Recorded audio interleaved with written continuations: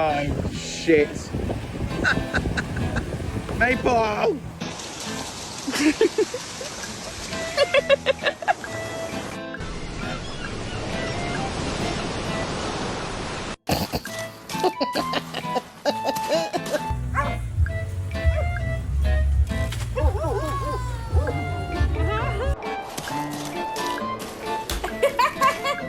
Going in the water?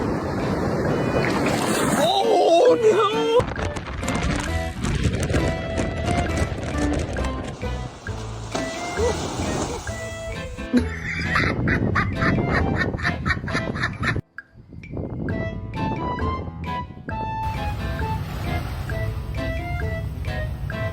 Touch the clams. He's definitely discovered the clams.